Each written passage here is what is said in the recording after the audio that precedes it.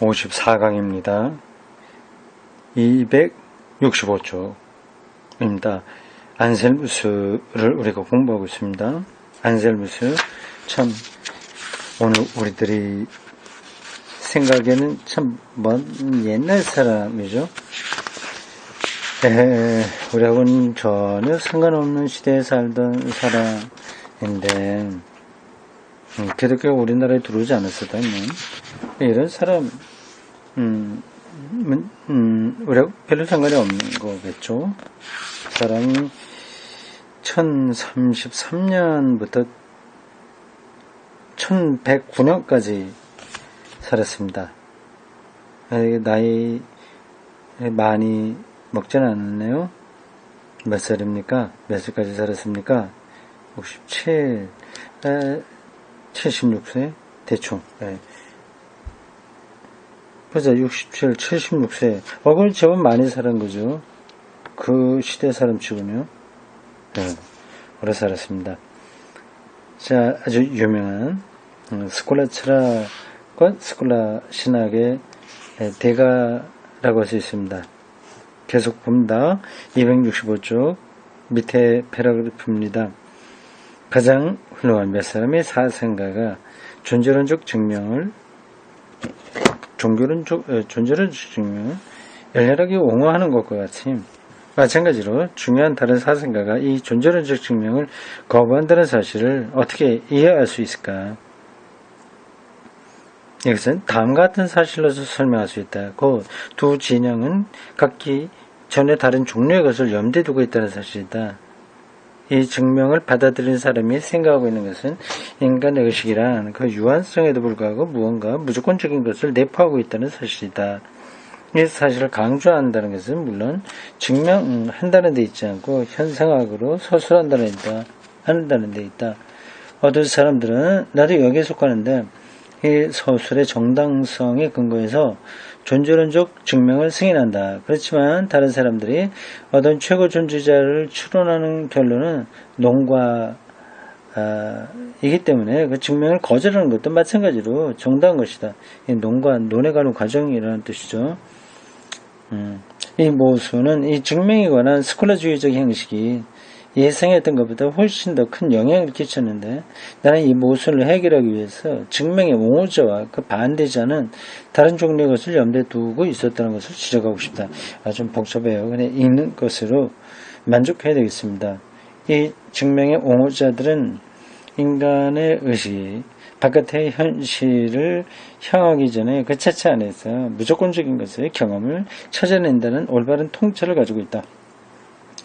증명의 둘째 부분을 부정하는 사람들은 실존하는 하나의 최고 존재자를 추론하는 그 결론은 받아들일 수 없다고 논박하는데 이것은 정당하다. 실존은 개념에서 이끌어낼 수 없다는 칸트의 주장은 정당하다. 실존은 개념에서 이끌어낼 수 없다는 칸트의 주장은 정당하다. 그러나 신의 확실성을 세계의 경험에 의존시키려고 하지 않고 전적으로 인간의 자기 의식에만 결부시키려고 하는 안셀무스의 의도의 정당성은 결코 논박되지 않는다. 좀 복잡해요. 안셀무스 사상 우리가 다 몰라도 됩니다. 지금 틸리가 그리스도교 사상사를 설명하면서 중요한 신학자이기 때문에 짚고 있는 거예요. 이런 사람이 있었다. 존재 증명에 대한 이렇게 특징들이 있는데 주변에서 거기에 동의하는 사람도 있고 그렇지 않은 사람도 있었다. 그런 정도로 이해하면 되겠습니다.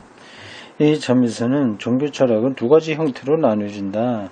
한 가지 형태는 문화나 자연이나 역사를 신울적인 것으로 보는 다시 틸리의 고유한 방식이 나오네요. 개념이 나옵니다. 신울적인 것으로 보는, 다시 말해서 무조건적인 것을 관한 의식이라는 관점에서 보는 것이다. 나는 이것이 유일 가능한 종교 철학이라고 믿는다. 또 하나의 형태는 이것들을 바깥에서 주어진 것이라고 보고 우리는 여기서부터 출발해서 전진적인 분석에 의해 마침내 신이라고 일컬어지는 어떤 최고 존재자의 실존에 도달하게 될 것이라고 생각한다. 나는 이 형태를 거부한다. 이 형태는 마침내 종교를 무너뜨릴 것이라고 생각하기 때문이다. 그런가요? 만일 우리가 신 어느 존재자의 앞선 맨 처음이라고 보지 않는다면, 다시 말해서 우리가 신으로부터 시작하지 않는다면 우리는 결코 신에게 이를 수가 없을 것이다. 안셀무스는 우주론적인 신 증명이 불완전함을 알아차렸을 때 바로 이 점을 통찰했던 것이다. 안셀무스는 그의 원리를 속죄론에 적용했다. 속죄론, 죄를 용서받는다 하는 교리입니다. 속죄론. 그런 그의 책, 왜 신은 인간이 되었는가? 유명한 책이에요.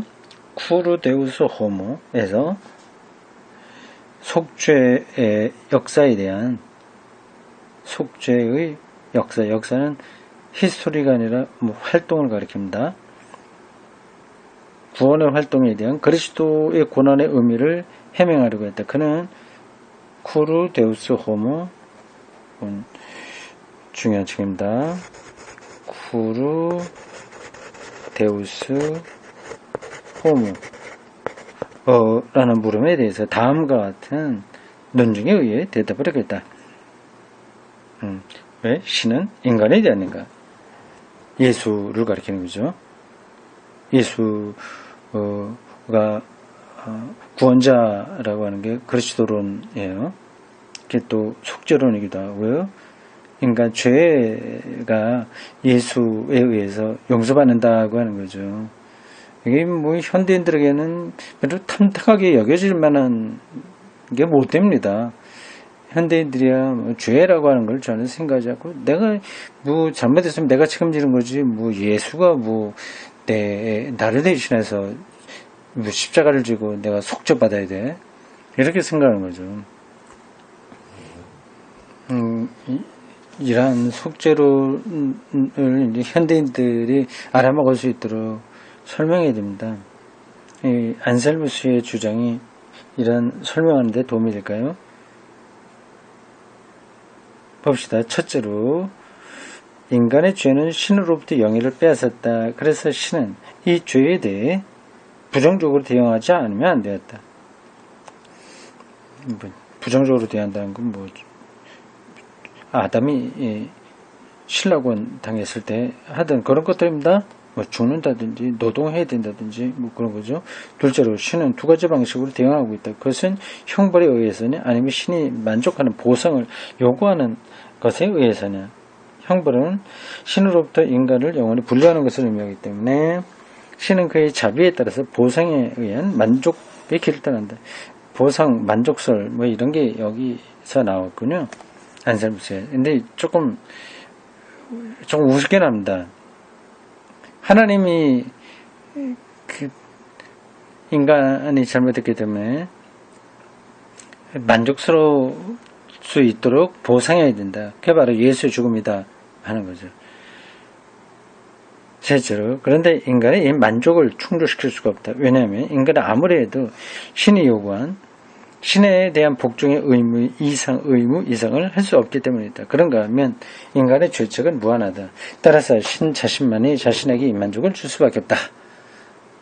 이렇게 논리적으로 얘기하기는 하는데 논리 자체가 좀 궁색하긴 하죠. 근데 그렇게밖에 그 중세기에는 설명할 수 없었는가 봅니다. 넷째로, 그런데도 인간은 죄인이기 때문에 인간 역시 이 만족을 줄 수 있어야 한다.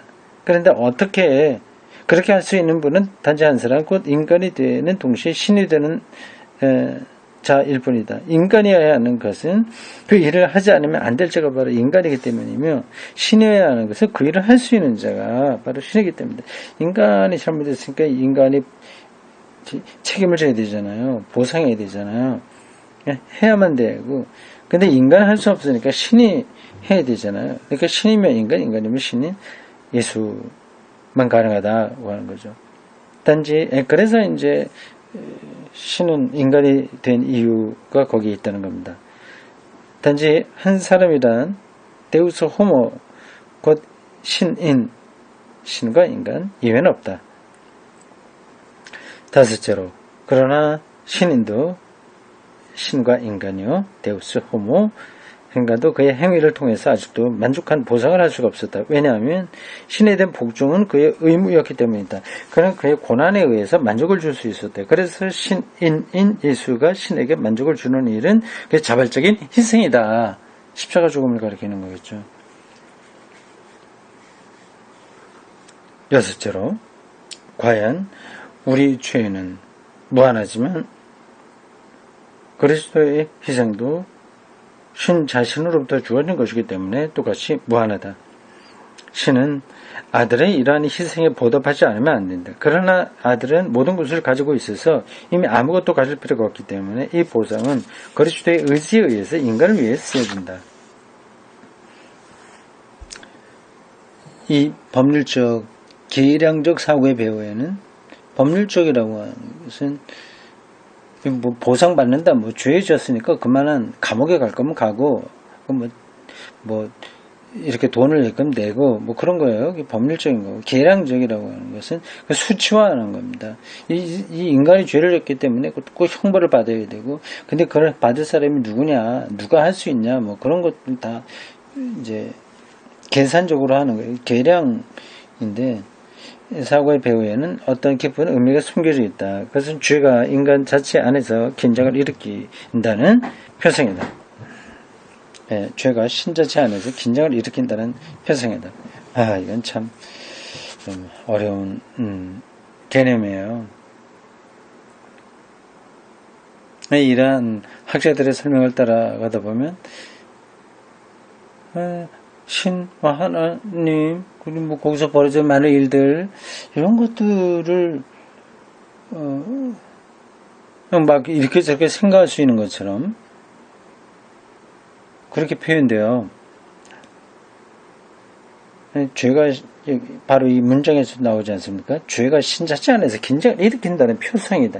이 도대체가 이게 뭔지 안셀무스라고 하는 사람이 머릿속에서 정리된 그런 거잖아요. 그렇게 되면 이런 것들을 하나님에 대한, 구원에 대한, 그리스도 예수에 대한 이런 것들이 다 인간의 생각인 것처럼 이렇게 보여요.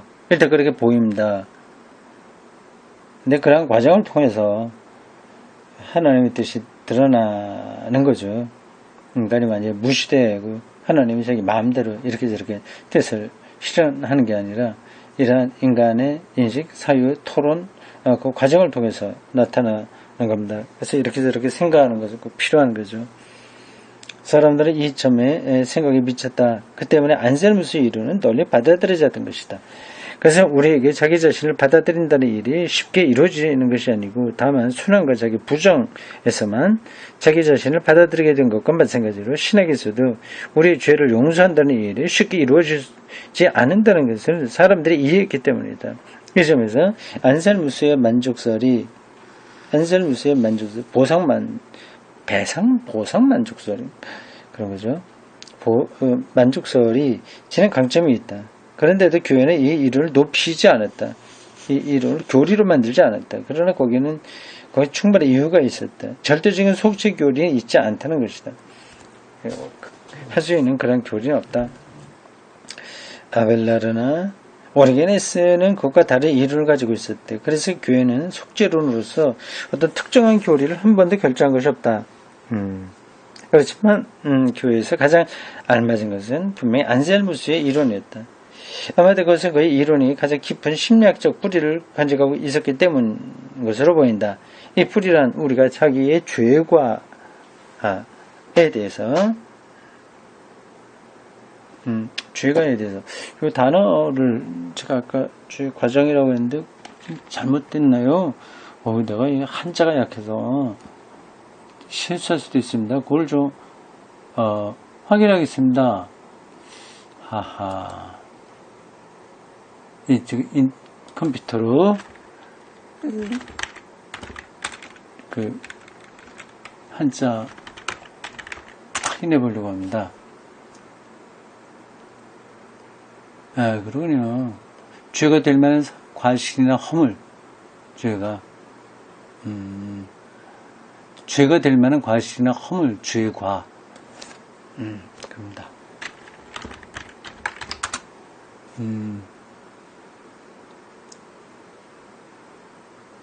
예.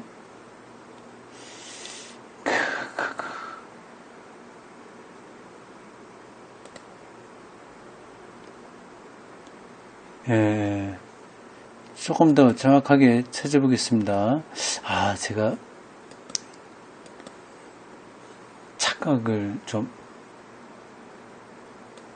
했던 것 같아요.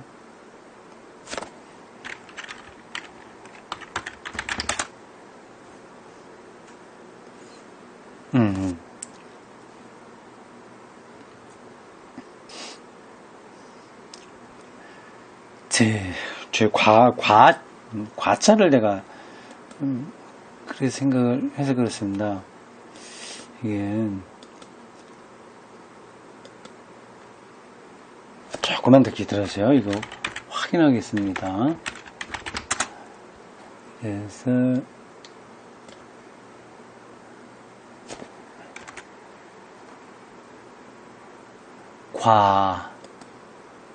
과정.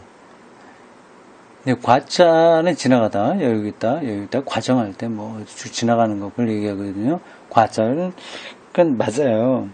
그래서 죄과는 죄가 진행되는 과정으로 제가 생각을 했는데, 예, 그건 아니에요.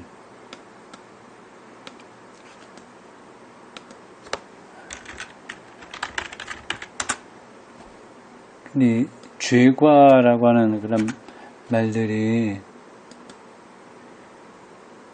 예, 과라고 하는 말이 죄과할 때의 과자와, 과정할 때의 과자가 똑같은 겁니다, 한자로. 그래서 제가 그걸 조금 착각을 했어요. 근데 뭐 죄 과정 해도 틀린 건 아니죠. 이렇게 드러나고 지나가고 뭐 그런 거니까. 어쨌든 됐습니다. 앞에서 죄가라고 하는 말 나왔어요. 또 다시 한번 나왔습니다. 죄로 나타나는 것, 뭐 그런 것들을 총칭하는 겁니다. 죄과에 대해서 대가를 지불하지 않으면 안 되는데요. 우리에게는 그럴 능력이 없기 때문에 신이 우리를 대신해서 대가를 지불하지 안 된다는 그 감정을 말한다. 어떤 심층 심리학적인 차원에서 보면 안셀무스가 이제 그럴듯한 교리를 찾아낸 거죠. 그러자 이제 다음과 같은 물음이 제기된다. 인간은 어떻게 이 속죄에 참여할 수 있는가?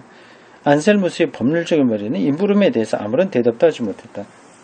그러나 토마스 아퀴나스는 다음 가지 대답을 쓰고 있었다. 예수가 겪은 모든 고난에 우리가 참여하는 것은 교회의 머리인 그리스도와 그의 지체인 회중사의 신비적 결합에 의한다. 그리스도를 통해서 우리가 죄를 용서받는데 예수가 바로 그 보상, 하나님에게 만족한 보상이 되었다고 하는 거예요. 근데 거기에 어떻게 우리가 그리스도에 참여하냐, 우리가 실제로 십자가로 죽는 것은 아닌데 어떻게 되냐 하는 것에 대해서 안셀무스는 정확하게 대답하지 못했지만 이 폴 틸리 설명에 따르면 토마스 아퀴나스는 설명을 했다고 하는 거죠. 그리스도와 지체인 회중사의 신비적 결합이다. 신비적 결합, 이게 뭐 믿음으로 되는 걸까요? 성찬 예식에 참여하면 될까요? 아니면 그걸 두루두루 그렇게 되는 거죠. 어쨌든 신비적 결합이라고 하는 표현을 토마스 아퀴나스가 한 것으로 보입니다. 여기까지가 안셀무스 이야기였어요. 다음엔 아벨라르로 갑니다. 이 사람도 같은 11세기에 걸쳐서 산 사람입니다. 안셀무스, 아벨라르 같은 시대 사람이에요. 안셀무스와 아벨라르. 그 다음에 이제 토마스 아퀴나스가 나오겠죠.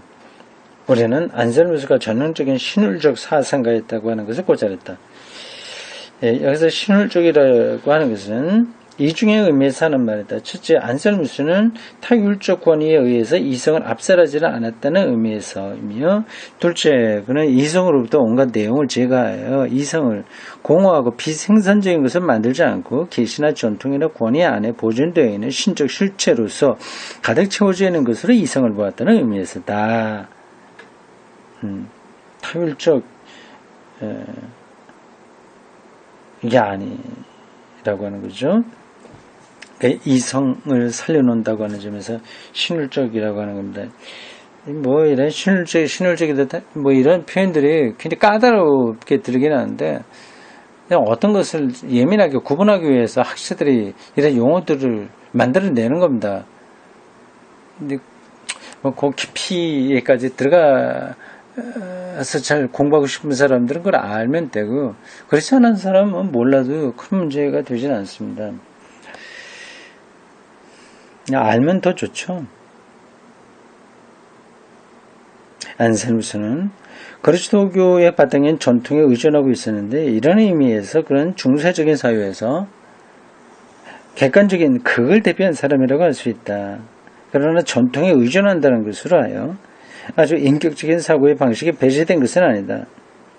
전통에 의존하는 것으로 인격은 자기 스스로 뭘 생각하는 거잖아요. 전통을 따라가는 거잖아요. 네. 아벨라르는 안셀무스와는 달리 중세적 사고의 주관적 극의 표제다. 극의 대표자다. 안셀무스와 아벨라르가 서로 그렇군요. 안셀무스는 객관적으로 극단에 속한 사람이고, 아벨라르는 주관적인 극단적 주관주의의 대표자입니다. 여기서 주관적이라고 하는 것은 훈련되어 있지 않은 한쪽의 사고를 의미하는 것이 아니고, 제멋대로 자기가 생각한다는 게 아니고 내면적인 인격적 경험을 향한 사고를 의미한다. 자기의 내면 세계를 더 중요하게 생각한다. 거죠. 객관적인 것은 바깥의 어떤 전통, 그런 것들 중요하게 생각하는 거죠. 이것은 성소나 전통이나 권위의 실체에 의해서 주어진 실제 리얼리티를 향한 사고가 아니다. 주관적이나 객관적이라는 말이 모든 영역에서 규정되어 있지 않고 왜곡되어 있는 것은 불행한 일이다. 어떤 것이 객관적이라고 할 때 그것은 실제적이고 진실한 것을 의미하고, 반대로 주관적이라고 할 때 그것은 의식적인 것을 의미한다고 생각해서는 안 된다. 주관적인 것이라고 해서 막 자기 만들어 하는 게 아니고, 그건 아닌 거죠. 여기서 객관적이라고 하는 것은 성서나 전통이나 권위가 지닌 실체에 의해서 주어진 리얼리티를 의미한다. 주관적이라고 하는 것은 인격적 삶을 고려한 어떤 것을 의미한다. 그렇죠. 객관적인 것은 성서나 전통, 그런데 주어진 리얼리티고, 주관적인 것은 인격적인 삶을 고려하는 데서 나오는 그런 여기도 리얼리티다. 생각을 해야죠. 아벨라르의 교수활동에서 화려한 성공의 시기는 그가 파리 노트르담의 학교에서 가르치고 있을 무렵이었다. 그는 11세기 철학자이며 신학자다. 그의 정신적인 태도와, 아벨라르가 1079에서 1142년에 살았네요. 63세 정도 살았습니다. 안셀무스보다는 더 젊어서 죽었네요. 그 정신적 태도를 특징 지어주는 주관성은 주로 다음과 같은 점에서 나타난다.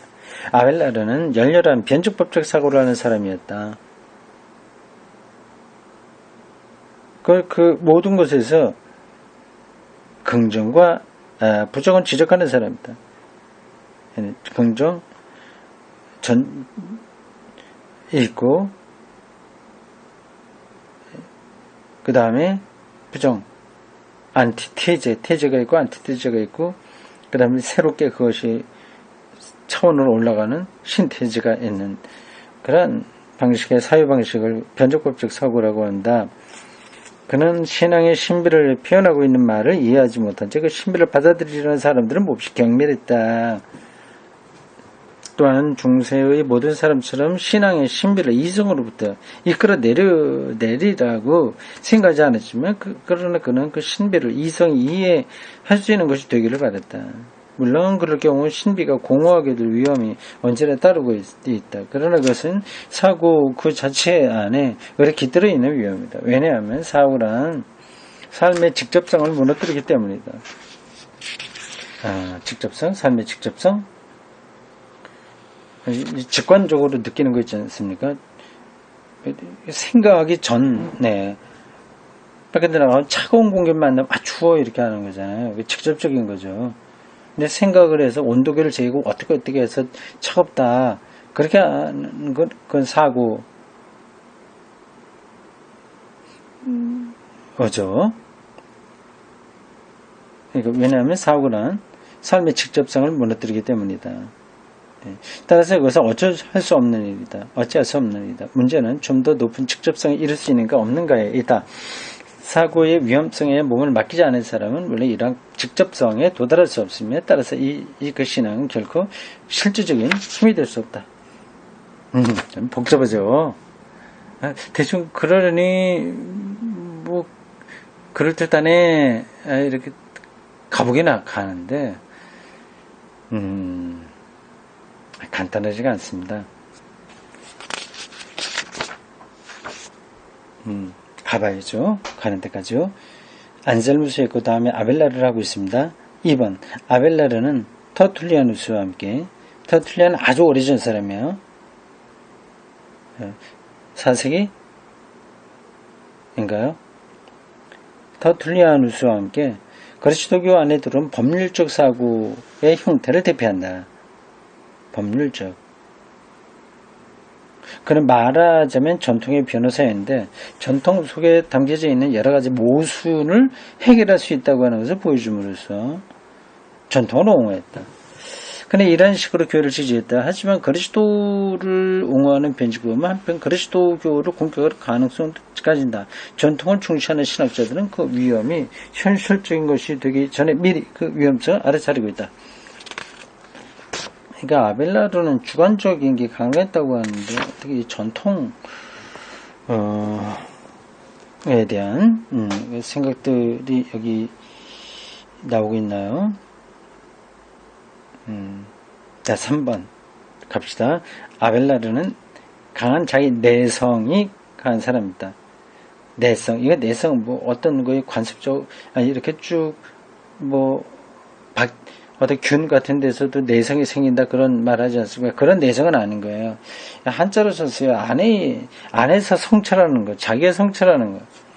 그러니까 주관적이라고 앞에서 얘기했지 않습니까? 그러니까 당연히 주관적 실제에 비중을 두는 사람이니까 내성이 내적으로 성찰하는 강한 사람이었다. 이것은 관심의 대상이 객관적인 의미 내용이 있고 자기 자신의 내면성이 아니었던 시대에서는 하나의 새로운 현상이었다.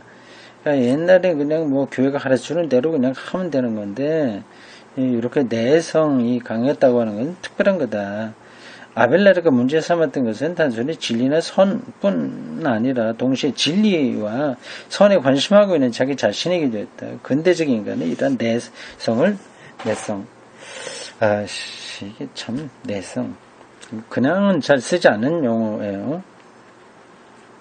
내성을 알고 있었다. 다시 말해서 그는 참여하는 동시에 참여하고 있는 자신을 반성한다. 그는 신앙을 가진 동시에 신앙을 가지고 있는 자신을 반성한다. 자기 반성이죠. 아벨라르는 그의 의식을 이러한 사색의 대상으로 삼았던 맨 처음 사람이었다. 이러한 관점에서 우리는 그의 유명한 자설은 나의 불행한 역사를 이해할 수 있다.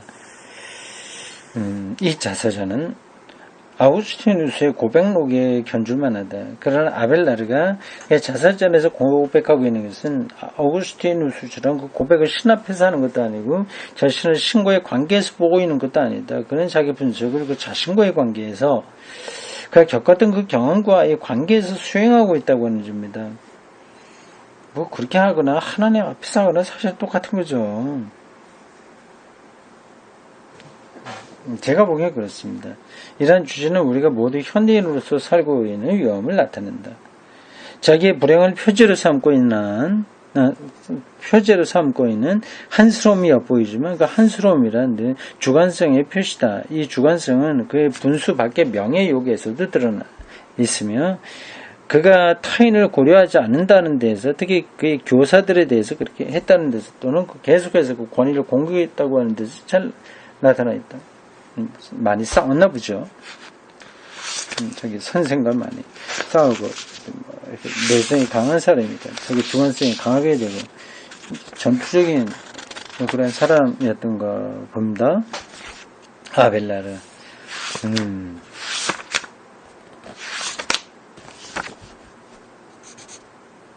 예, 여기까지 보겠습니다.